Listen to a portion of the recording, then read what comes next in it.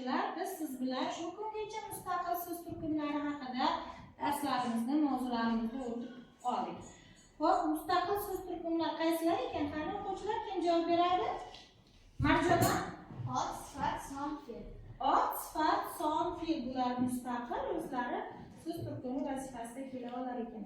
Ana endi boshqa so'z turkumlariga, boshqa so'z turkumlarining o'rnida qo'llanadigan olmosh haqida ma'lumotlarga ega bo'lamiz. Siz bilan biz o'tgan darsimizda kishilik olmoshlari haqida qisqacha ma'lumotga ega bo'lgan edik.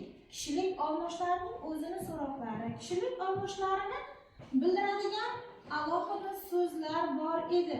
Qani kim menga javob beradi? Kishilik olmoshlari qaysi so'roqlarga javob bo'ladi? Malika?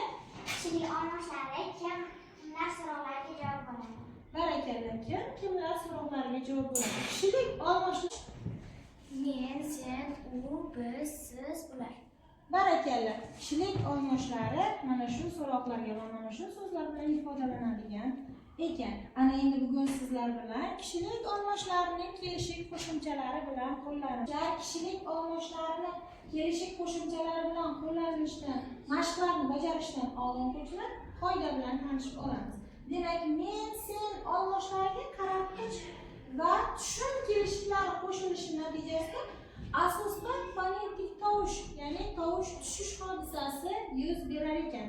Kim aytadi menga kelishik qo'shimchalaridan qaratqich va tushum kelishigining qo'shimchasi qanaqa edi? Feruza? Ni bilan ni. Ni qaysiniki? Ning qaysiniki? Ni tushumniki, Ning qaratqichniki. Barakalla. Ana endi o'quvchilar menga qaratqich kelishigining qo'shimchasi ningni qo'shadigan bo'lsa, asosda ni tovushi, asosdagi bitta ni tovushi tushib qoladi va mening deb yoziladi. O'zi aslida agar ning qaratqich kelishigining qo'shimchasini qo'shgan taqdirda mening deb yozilishi kerak edi. Bizning talaffuzimizga ozgina qiyinchilik tug'dirgani uchun mening deb asosdagi, esingizdan chiqmasin o'quvchilar, asosdagi ni tovushi tushib qoladi. Ni tushum kelishining qo'shimchasi qo'shilishi natijasida ham asosda ni tovushi tushib qoladi.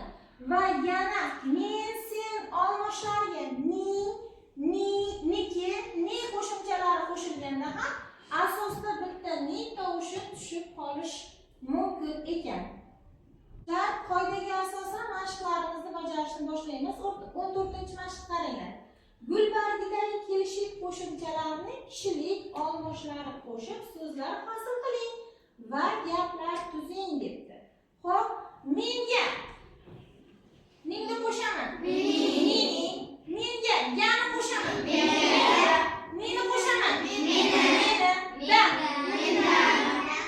Mana qaysi kelishikniki? Kelishikniki barakalla.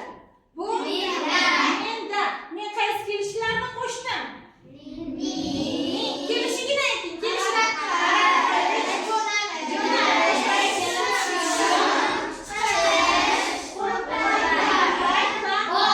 kelishlarning qo'shimchasini qo'shdim. Menga gap tuzib beradi. Hop.